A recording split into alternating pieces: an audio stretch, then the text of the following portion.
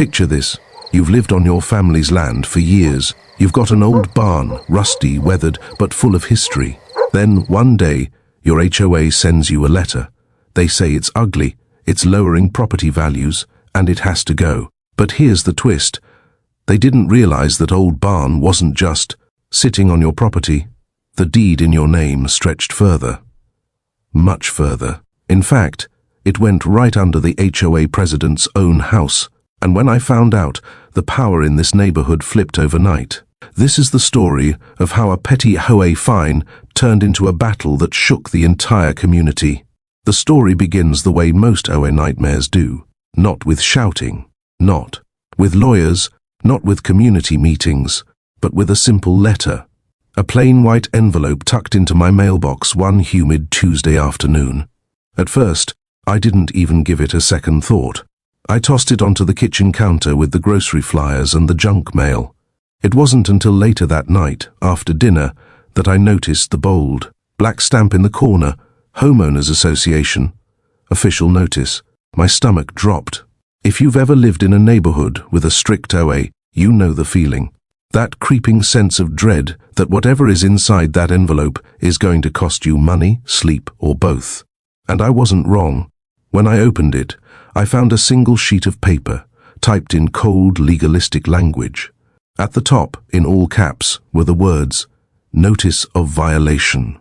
Apparently, according to the HOA, my old barn was in violation of community aesthetic standards. They wrote that the structure was unsightly, that it diminished property values, and that it needed to be removed within 30 days. If I refused, they warned, fines would start at $100 per day and escalate from there. I sat there staring at the letter for a long time. The barn. Of all things, they were coming after my barn. Now, let me explain something. This barn wasn't just a random shed I slapped together in my backyard. It was older than I was. Older than the HOA. Older than most of the houses in this subdivision. My grandfather built that barn with his own 2 hands in the 1940s, back when this land was farmland, not a cookie-cutter suburban development. It had weathered storms, floods, and decades of sun. The wood was grey and splintered, the roof patched more times than I could count, but it stood strong. To me, it was history. To me, it was family. And now, some HOA committee with their clipboards and their smug little rules thought they could just erase it. I crumpled the letter in my fist, then smoothed it back out. Anger gave way to disbelief. Surely this was some kind of mistake. The barn sat on my land, well away from the road. It wasn't dangerous. It wasn't bothering anyone. In fact, kids loved it. Every fall, neighborhood kids would come by to help me hang old wagon wheels and pumpkin lanterns on its walls.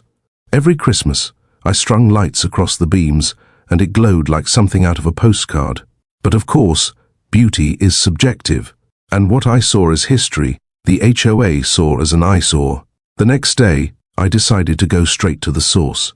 I walked down the street to the house of the HOA president, a woman named Karen. And yes, that's her real name. Fitting, isn't it? She was exactly what you'd picture. Mid-50s, sharp bob haircut, pressed slacks, and an attitude like she owned the air you breathed. When she opened the door, she didn't even smile. "Can I help you?" she asked, like I was a door-to-door salesman. "Yes," I said, holding up the letter. "I think there's been some mistake." She glanced at it and shrugged. "No mistake. That barn of yours doesn't meet community standards. It has to go." I tried to reason with her. I explained that the barn was part of my family's history, that it had been there long before the HOA even existed, that it was sound and safe, and more importantly, that it was mine. Karen crossed her arms and gave me a look I'll never forget. The rules apply to everyone. If we let one person ignore them, then the whole neighborhood goes downhill. This isn't a farm anymore. It's a community, and your barn doesn't belong. Her words stung, but what stung even more was the way she said them.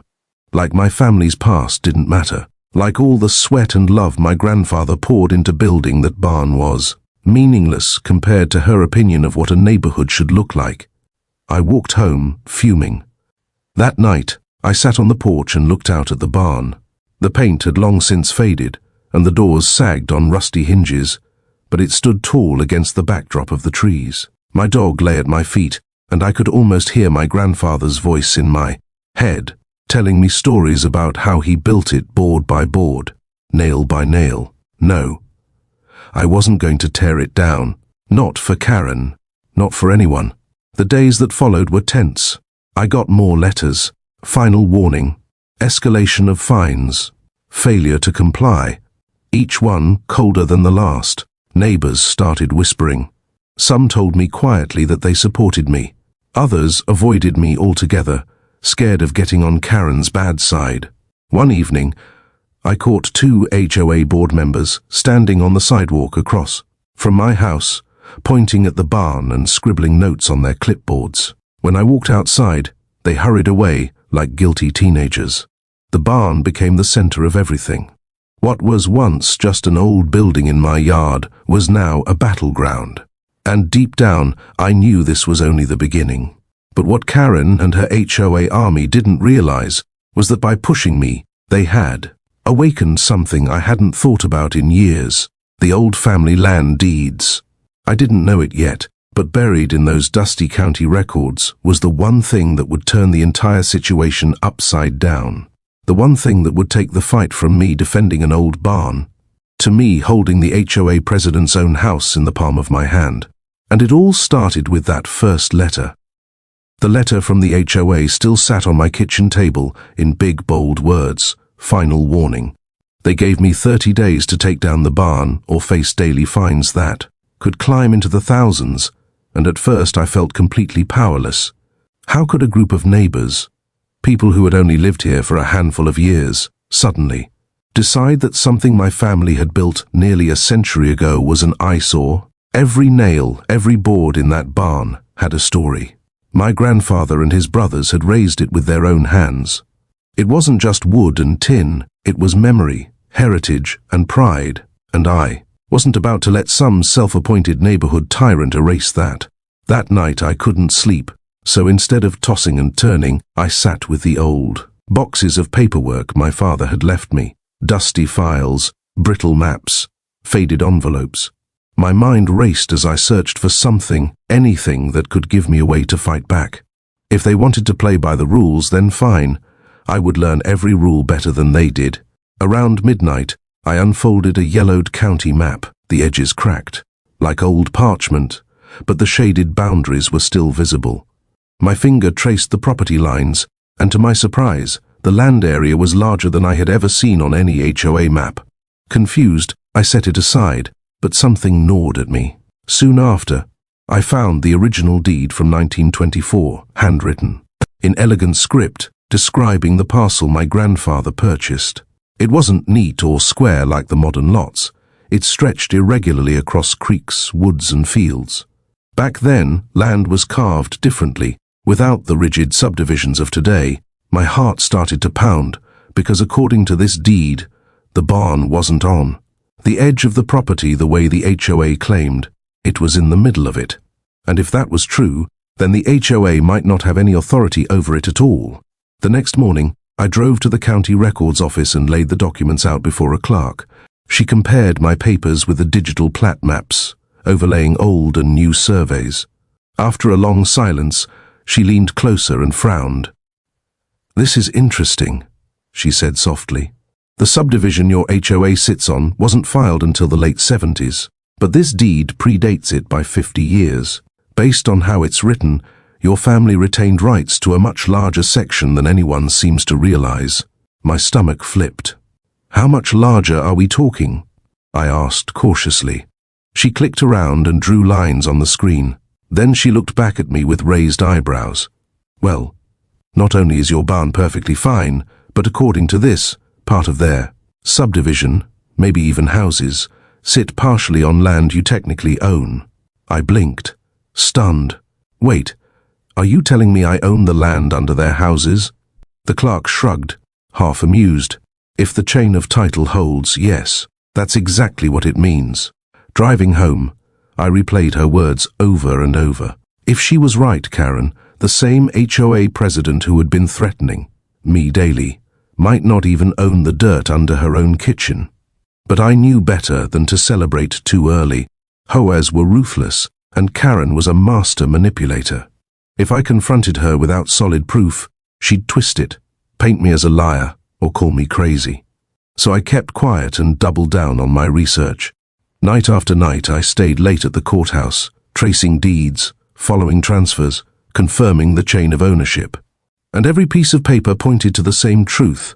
While some parcels had been sold off, others had never left my family's hands.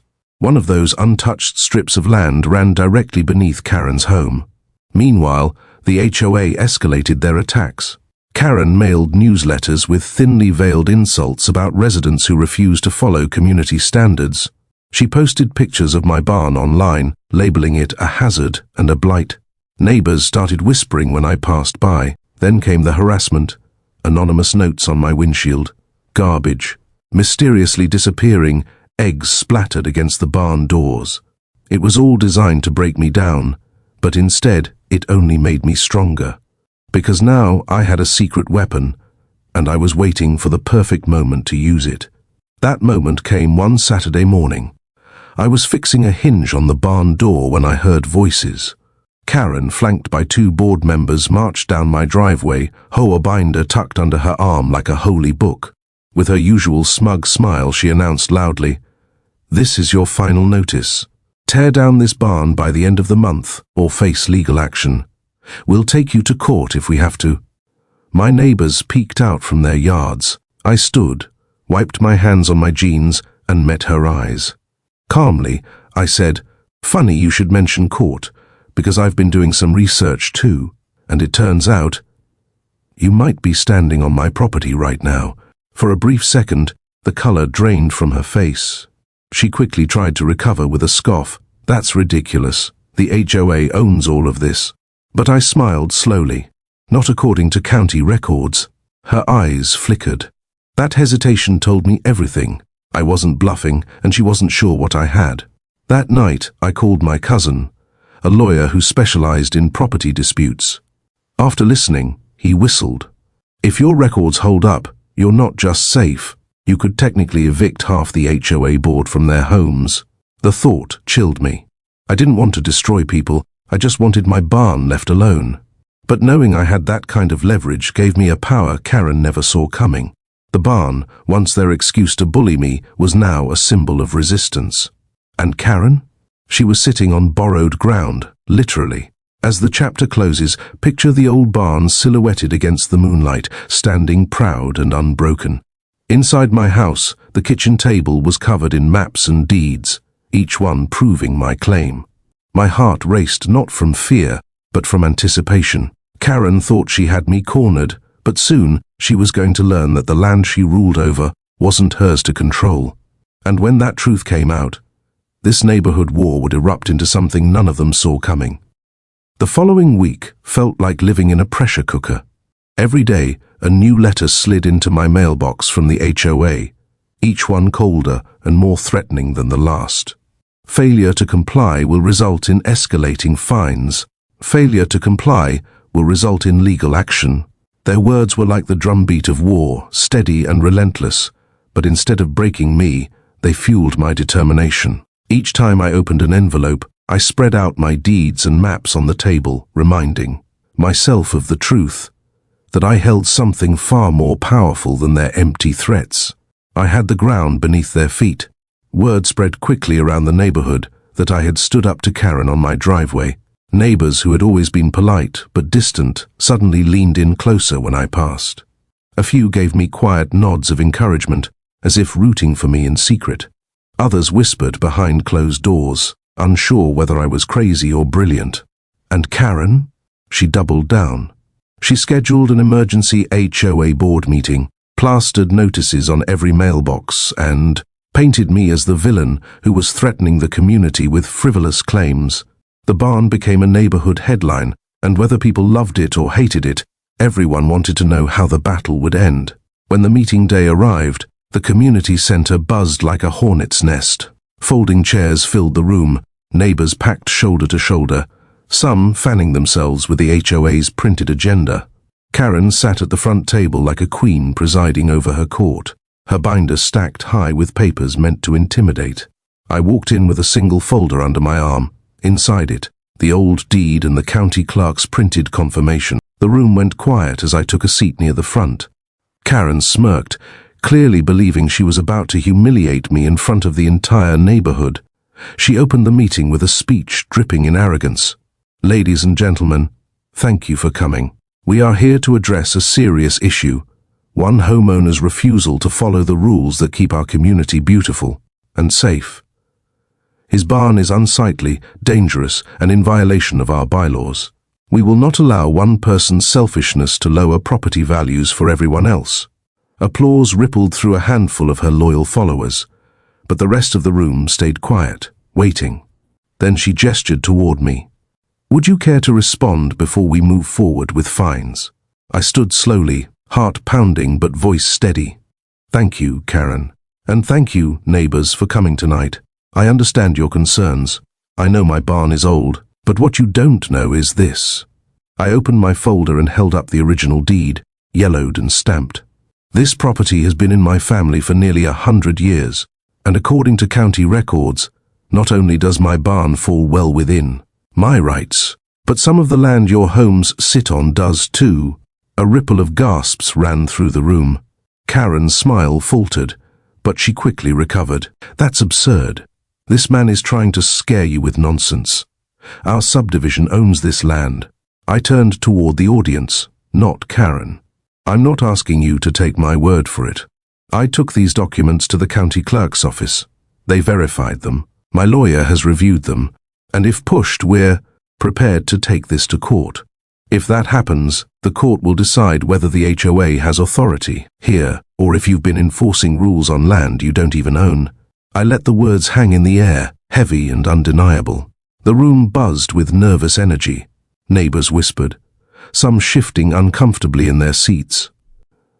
A man in the back raised his hand. "Wait, are you saying Karen's house is on your land?" I didn't answer directly. I didn't need to. I simply closed the folder and said, "I'm saying the HOA should be very careful about throwing stones when they're standing in a glass house." The murmur grew louder, turning into chatter, then arguments. Some people defended Karen, but others began questioning her authority, her decisions, and her motives. The tide was shifting, and Karen knew it. Her voice rose above the noise, shrill and desperate. "Don't listen to him. He's twisting words and documents to confuse you. This barn is dangerous, and if we allow him to get away with this, what's next? Neon houses? Junkyards? We have rules for a reason." But her words no longer landed with the same power. People weren't nodding anymore. They were frowning. Some crossed their arms, others leaned toward me with looks of curiosity and support. For the first time, Karen wasn't in control of the narrative. I didn't need to drag it out. I simply said, "Look, I'm not here to tear down anyone's home. I'm not here to make enemies. I just want to be left in peace, to preserve something my family built. But if the HOA continues to threaten me, then I'll have no choice but to assert my rights. And I assure you, the outcome won't be in their favor." With that, I sat back down, calm and collected. The meeting ended in chaos. Neighbors left in clusters, whispering fiercely, glancing back at Karen with distrust. She packed her binder with shaking hands, her face pale but burning with rage. I knew she wouldn't let this go quietly, but now the balance of power had shifted. She wasn't the unquestioned ruler of the neighborhood anymore. She had been challenged, and worse, she had been exposed. That night, as I walked home under the streetlights, I felt the weight of the battle pressing down. This wasn't over. Karen would strike back, maybe harder than ever. But I had something she couldn't take away, the truth. And no matter how loud her voice got, the land beneath her feet was mine. When I thought the storm was beginning to settle, that was when the biggest twist revealed itself. After the heated HOA meeting, word spread quickly around the neighborhood that Karen's reign as president might be coming to an end. Some neighbors who had once been silent finally gathered the courage to speak up, sharing their own frustrations about her endless rules, fines and petty complaints. But while Karen's grip on the community was slipping, she wasn't done fighting me. A week later, I received an official-looking letter taped to my door, another cease and desist order, claiming that my barn was now a public nuisance. I almost laughed. She had lost on bylaws, lost on aesthetics, lost on property rights, and now she was inventing reasons to target me.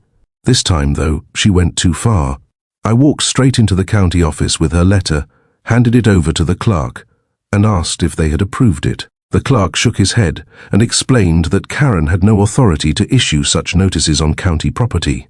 That's when everything clicked. My property deed not only proved that I owned the land under her house, but it also gave me leverage. See, years ago, her property had been mistakenly platted across a strip of my land. Technically, her house's foundation crossed onto my parcel by nearly 6 feet. She had spent years lording power over everyone, never realizing that her very home wasn't entirely hers to begin with. I hired a surveyor, double-checked the records, and when the truth came out, it sent shockwaves through the neighborhood. Suddenly, Karen wasn't the HOA president threatening me. I was the legal landowner who had the right to challenge her occupancy. When I confronted her with the paperwork, she turned pale, stammering excuses, blaming the county, even accusing me of fraud. But this wasn't about revenge anymore. I stood there calm, steady, and said, all I wanted was to be left alone with my barn. You turned this into a war, and now you've lost everything. The silence that followed was heavier than any shouting match. Within weeks, the HOA board voted her out, new leadership took over, and the neighborhood felt lighter, freer, as if a shadow had been lifted. As for me, I restored my barn in peace, turning it into a workshop and a place for neighbors to gather, a symbol of how standing your ground can turn the tide. Karen, on the other hand, moved out quietly months later, her house sold under pressure, her reputation in tatters. In the end, justice didn't roar, it whispered, and that whisper was enough to bring down a tyrant who never saw the truth beneath her own feet. If you enjoyed this story and want to hear more unbelievable HOA and Karen tales, make sure to hit that like button and subscribe. Don't forget to turn on the notification bell so you never miss the next twist.